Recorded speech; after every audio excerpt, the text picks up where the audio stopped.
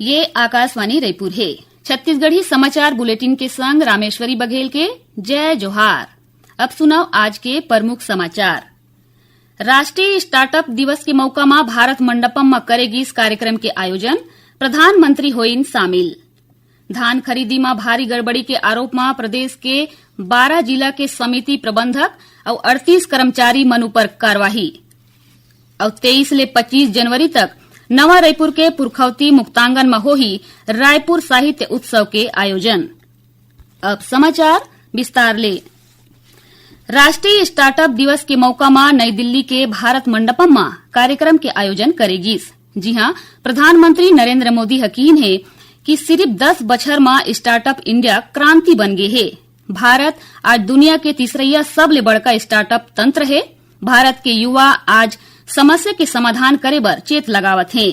ये बेरा प्रधानमंत्री नवा सपना देखैया युवा मन के साहस ला गजब सहरावत किहिन कि राष्ट्रीय स्टार्टअप दिवस के मौका में स्टार्टअप शुरू करैया और नवा तरीका जुड़े ले भारत सरलग विकास करत है, जौन सुग्घर भविष्य ला दर्शाथे। ये मौका में प्रधानमंत्री प्रदर्शनी के अवलोकन करत प्रदर्शक मन ले गोट बात घलो करीन। ये बेरा कार्यक्रम में केंद्रीय वाणिज्य और उद्योग मंत्री पीयूष गोयल हकीन कि प्रधानमंत्री के अगुवाई में पाछू 10 बछर में स्टार्टअप तंत्र में जबर बदलाव आए है।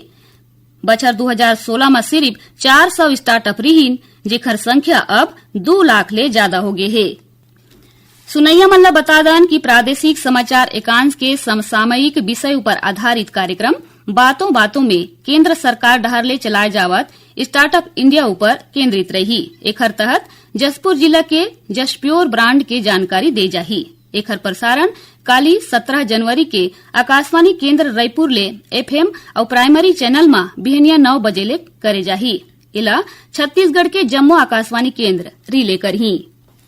मुख्यमंत्री विष्णुदेव साय जसपुर जिला प्रवास के बेरा करोड़ों रुपया के सौगात देन है। जसपुर दौरा में मुख्यमंत्री जिला में 122 करोड़ ले ज्यादा के विकास कार्य के लोकार्पण और भूमि पूजन करीन। ये बेरा में ओमन उज्ज्वला योजना के तहत 2000 ले ज्यादा माइलोगन मन ला घरेलू गैस कनेक्शन घलो बांटीन है।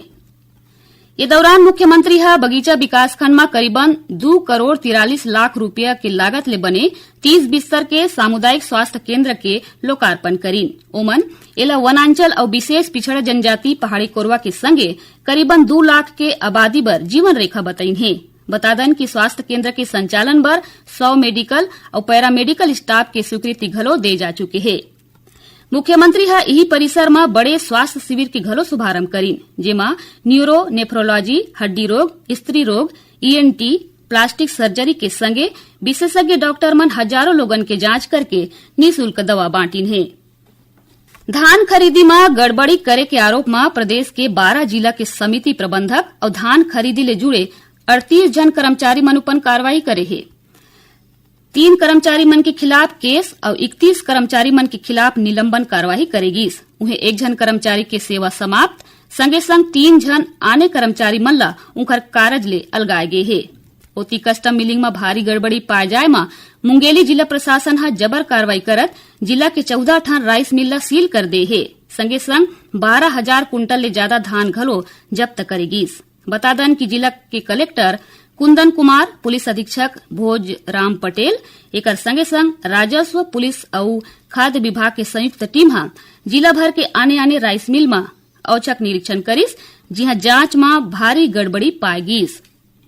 उन्हें कुछ एक राइस मिल में करीबन 2000 कुंटल ले ज्यादा के धान कमती पाएगी से। एकरे संग जांच दल आने राइस मिल मन ले 12,000 ले ज्यादा कुंटल धान जब्त करिस। जिला खाद्य अधिकारी बताइन कि छत्तीसगढ़ चाउर उपार्जन आदेश और मोटर वाहन अधिनियम के तहत मुंगेली जिला के 19 राइस मिल में कार्यवाही करे जावत है, जेमा ले 14 ठन राइस मिल ला सील करे जा चुके है। उन्हें जांजगीर चांपा जिला में खाद्य विभाग डहर ले 1 ठन राइस मिल में छापा मार करके 22,500 कुंटल धान जब्त करेगी से। एकर कीमत 7 करोड़ रुपया बताए जावत है। बता दें कि एक दिन पहली घलो 7 करोड़ के 22,800 कुंटल धान जब्त करेगी रहीस। छत्तीसगढ़ी समाचार बुलेटिन आप मन आकाशवाणी रायपुर ले सुनत हव। छत्तीसगढ़ के खबर ले है आपकी वास्ता और खबर के विश्वसनीयता ले है हमार वास्ता। आकाशवाणी समाचार रायपुर के प्रादेशिक समाचार बुलेटिन के संगे संग हमार समसामयिक कार्यक्रम आप रेडियो के संग अपन मोबाइल में घलो सुन सकत हो। आकाशवाणी समाचार फेसबुक, ट्विटर और यूट्यूब में घलो हावय। हमार फेसबुक पेज हरे Chhattisgarh news on AIR, Twitter handle CGAIR news और हमार यूट्यूब चैनल हरे छत्तीसगढ़ AIR न्यूज। तो अब रेडियो के संगे संग आपके मोबाइल के माध्यम ले हम आप तक पहुंचत हन। छत्तीसगढ़ के हर खबर पर सुनत रहो आकाशवाणी समाचार। अब आगू बाढ़थन बाँचे समाचार कोती। राष्ट्रीय गीत वंदे मातरम के 150 बछत पूरे के मौका में राज्य भर में 4 चरण में विशेष कार्यक्रम के आयोजन करे जावत है। एकर तहत दूसरे चरण के कार्यक्रम 19 ले 26 जनवरी तक करे जाही, जेमा गणतंत्र दिवस के कार्यक्रम में रायपुर में राज्यपाल और जगदलपुर में मुख्यमंत्री शामिल होही। छत्तीसगढ़ के साहित्यिक और सांस्कृतिक विरासत ला नवा ऊर्जा दे के संग साहित्यकार, चिंतक, कलाकार और पाठक मन ला एक के मंच में लाने की मनसा ले 23 ले 25 जनवरी तक रायपुर साहित्य उत्सव के आयोजन करे जाही। ये बेरा देश भर के आने जगह ले आए बड़े बड़े साहित्यकार, कवि, लेखक, पत्रकार, विचारक और युवा रचनाकार एक के संग्रह मंच साझा करही।